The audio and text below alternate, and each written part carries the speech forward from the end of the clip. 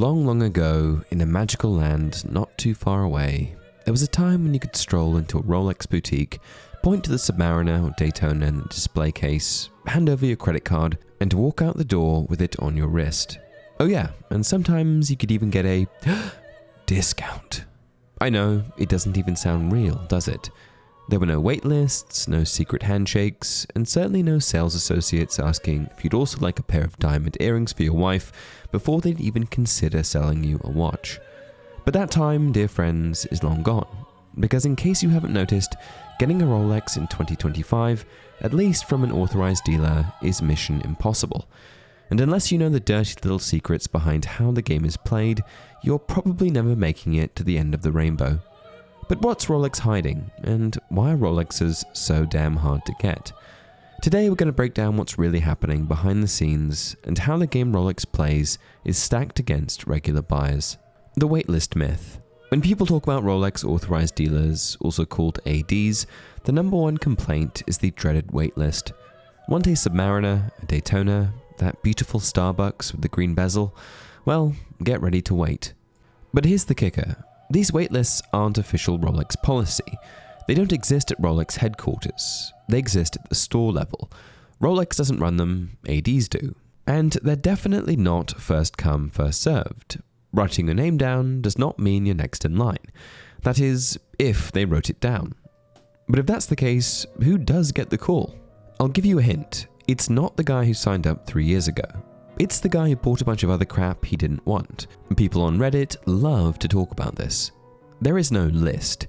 The ADs don't keep any formal list. There is no formal process. The list is you being top of mind with your sales clerk. Rolex ADs don't have a true waitlist. They just register interest. They size up everyone that comes through the door. I'm on a list. I'm waiting. Getting a desirable Rolex to the AD without a relationship or spend history is like getting a first-class seat upgrade without airline status. In short, authorized dealers don't reward patience, they reward spending. The more money you drop in their store, the faster you move up the invisible line. This practice is often referred to in the watch world as string purchases. The idea is simple.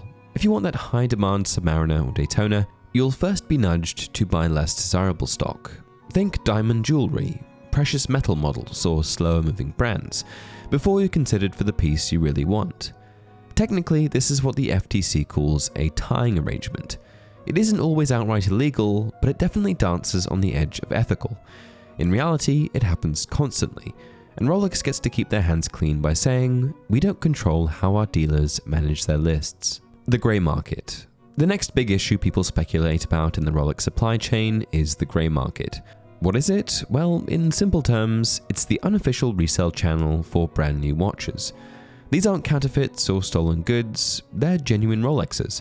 But instead of coming directly from an authorized dealer, they're sold through independent resellers. And here's the catch. Those same watches that retail for $10,000 at an AD might pop up for $18, $20 or more on the grey market. Now, how those watches make it there is the subject of endless debate. Some enthusiasts speculate that certain ADs may prioritize bulk buyers or even funnel stock to resellers, while others believe it's simply the result of customers flipping watches as soon as they get them. Officially, Rolex insists that ADs sell only to end customers, but the reality is murky. As one Reddit user put it, grey dealer, overloaded with any watch you want. Where does all that come from? Local ADs is the only answer. Withholding. Grey sells at over double MSRP. Whether that's fact or just frustrated suspicion, the perception persists.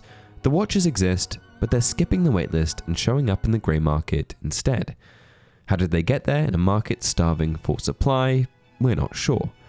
And this is actually one of the most fascinating aspects of Rolex's strategy, the illusion of shortage.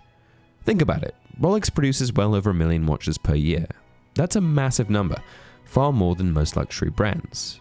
And yet, walk into almost any authorized dealer and the cases look empty. How is it possible that the world's most famous watchmaker, with production capacity at an all-time high, still can't stock its stores? Many enthusiasts argue that this isn't a coincidence. It's a strategy. By limiting what's visible, by making stainless steel sports models feel like unicorns, Rolex fuels demand. The harder it is to get, the more people want it. That perception of scarcity keeps waitlists full, resale prices soaring, and the brand's prestige untouchable. In other words, it's not just supply and demand, it's carefully managed demand. The shortage might not reflect how many watches Rolex actually makes, but how many they allow you to see.